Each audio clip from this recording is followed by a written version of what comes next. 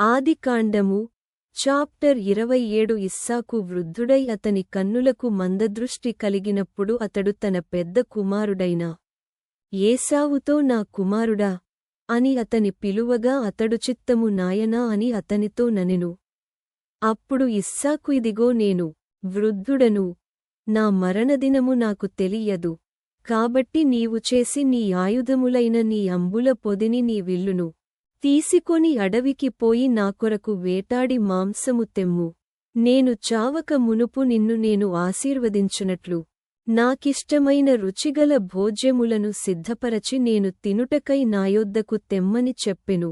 ఇస్సాకు తన కుమారుడగు ఏశావుతో ఇట్లు చెప్పుచుండగా రిబ్కా వినుచుండెను.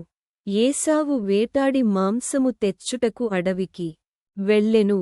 అప్పుడు రిబ్కా తన కుమారుడగు యాకోబును చూచి ఇదిగో నీ తండ్రి నీ అన్నాయైన ఏశావుతో మృతి బొందకమునుపు నేను తిని యెహోవా సన్నిధిని నిన్ను ఆశీర్వదించునట్లు నా కొరకు మాంసము తెచ్చి నాకు రుచిగల భోజ్యములను సిద్ధపరచుమని చెప్పగా వింటిని. కాబట్టి నా కుమారుడా, నా మాట విని నేను నీకు ఆజ్ఞాపించినట్టు చేయుము. నీవు మందకు వెళ్ళి 2 మంచి మేక పిల్లలను అక్కడ నుండి నాయొద్దకు తెమ్ము.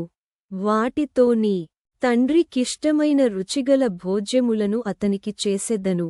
నీ తండ్రి మృతిబొందక ముందు అతడు వాటిని తిని నిన్ను ఆశీర్వదించునట్లు నీవు వాటిని నీ తండ్రి యొద్దకు తీసుకొనిపోవలెననెను.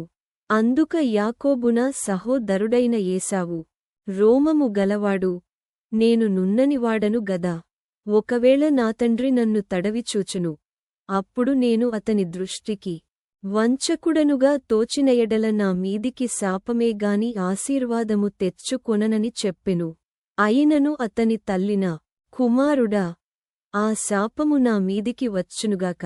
నీవు నా మాటమాత్రము విని పోయి వాటిని నాయొద్దకు తీసుకొని రమ్మని చెప్పగా అతడు వెళ్ళి వాటిని తన తల్లియొద్దకు తీసుకొనివచ్చెను.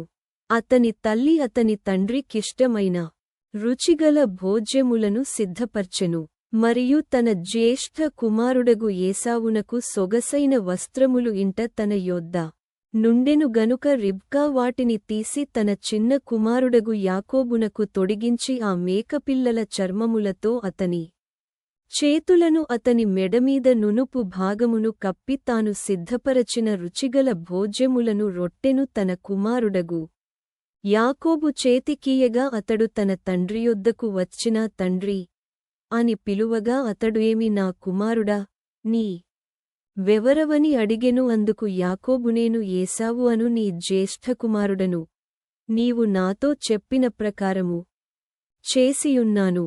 నీవు నన్ను దీవించుటకై దయచేసి లేచి కూర్చుండి నేను వేటాడి తెచ్చిన దానిని తినువ. అప్పుడు ఇస్సాకు నా కుమారుడా, ఇంత శీఘ్రముగా అది నీకెట్లు దొరికెనని అడుగగా అతడు నీ దేవుడైన యెహోవా నా ఎదుటికి దాని రప్పించుటచేతనే అని చెప్పెను.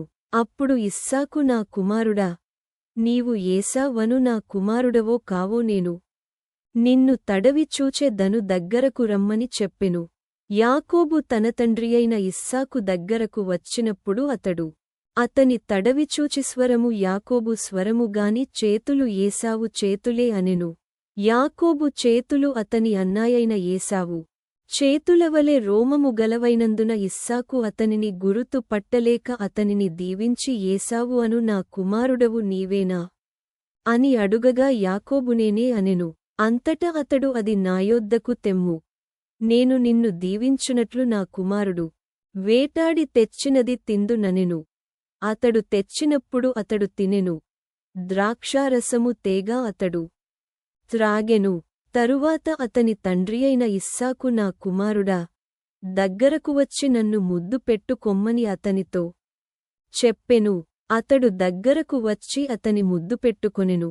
అప్పుడతడు అతని వస్త్రములను వాసన చూచి అతని దీవించి ఇట్లనెను, ఇదిగో నా కుమారుని సువాసన యెహోవా దీవించిన చేని సువాసనవలె నున ఆకాశపు మంచును భూసారమును విస్తారమైన ధాన్యమును ద్రాక్షారసమును దేవుడు నీ కనుగ్రహించుగాక. జనములు నీకు దాసులగుదురు. జనములు నీకు సాగిలపడుదురు నీ బంధుజనులకు నీవు ఏలికవై యుండుము నీ తల్లి పుత్రులు నీకు సాగిలపడుదురు.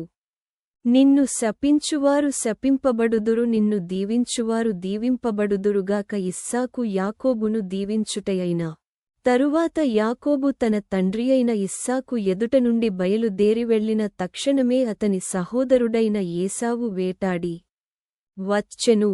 అతడును రుచిగల భోజ్యములను సిద్ధపరచి తన తండ్రియొద్దకు తెచ్చినా తండ్రి నన్ను దీవించునట్లు లేచి నీ కుమారుడు వేటాడి తెచ్చినదాని తినుమని తన తండ్రితోననెను.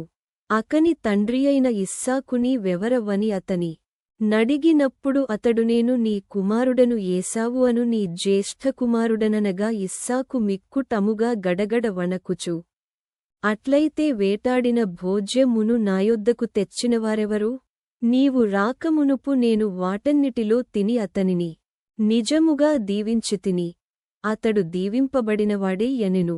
ఏశావు తన తండ్రి మాటలు వినినప్పుడు దుఃఖాక్రాంతుడై పెద్దకేక వేసియో నా తండ్రీ, నన్నును దీవించుమని తన తండ్రితో చెప్పెను.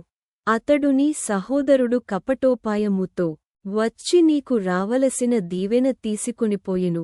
ఏశావు యాకోబు అను పేరు అతనికి సరిగానే చెల్లినది. అతడు నన్ను ఈ 2 మారులు మోసపుచ్చెను. నా జ్యేష్ఠత్వము తీసుకొనెను. ఇదిగో ఇప్పుడు వచ్చి నాకు రావలసిన దీవెనను తీసుకొనెనని చెప్పినా కొరకు మరి ఏ దీవెనయు మిగిల్చి యుంచలేదా అని అడిగెను. అందుకు ఇస్సాకు ఇదిగో అతని నీకు ఏలికనుగా నియమించి అతని బంధుజనులందరినీ అతనికి దాసులుగా ఇచ్చితిని. ధాన్యమును ద్రాక్షారసమును ఇచ్చి అతని పోషించితిని గనుక నా కుమారుడా, నీకేమిచ్చే సెడిల్ల ఏశావు నా తండ్రీ, నీయొద్ద ఒక దీవెనయే ఉన్నదా? నా తండ్రీ, నన్ను కూడా దీవించుమని తన తండ్రితో చెప్పి ఏశావు ఎలుగెత్తి ఏడ్వగా అతని తండ్రియైన ఇస్సాకు నీ నివాసము భూసారము లేకయు పైనుండిపడు ఆకాశపు మంచు లేకయు నుండును. నీవు నీకత్తిచేత బ్రతుకుదువు. నీ సహోదరునికి దాసుడవగుదువు. నీవు తిరుగులాడుచుండగా నీ మెడమీద నుండి అతనికాడి విరిచివేయుదువు అని అతని కుత్తరమిచ్చెను. తన తండ్రి యాకోబుకిచ్చిన దీవెన నిమిత్తము ఏశావు అతనిమీద పగపట్టెను. మరియు ఏశావునా తండ్రిని గూర్చిన దుఃఖదినములు సమీపముగానున్నవి. అప్పుడు నా తమ్ముడైన యాకోబును చంపెదననుకొనెను. రిబ్కా తన పెద్ద కుమారుడైన ఏశావు మాటలను గూర్చి వినినప్పుడు ఆమె తన చిన్న కుమారుడైన యాకోబును పిలువనంపి అతనితో ఇట్లనెను, ఇదిగో నీ అన్నాయైన ఏశావు నిన్ను చంపెదనని చెప్పి నిన్ను గూర్చి తన్ను తాను ఓదార్చుకొను చున్నాడు. కాబట్టి నా కుమారుడా, నీవు నా మాట విని లేచి హారానులోనున్న నా సహోదరుడగు లాబాను నొద్దకు పారిపోయి నీ అన్న కోపము చల్లారువరకు నీ అన్న కోపము నీమీద నుండి తొలగి నీవు అతనికి చేసిన వాటిని అతడు మరచువరకు లాబానునొద్ద కొన్నాళ్లు ఉండుము. అప్పుడు నేను అక్కడ నుండి నిన్ను పిలిపించెదను. ఒక్కనాడే మీ ఇద్దరిని నేను పోగొట్టుకొన నేల అన్యెను. మరియు రిబ్కా ఇస్సాకుతో హేతు కుమార్తెల వలన నా ప్రాణము విసికినది.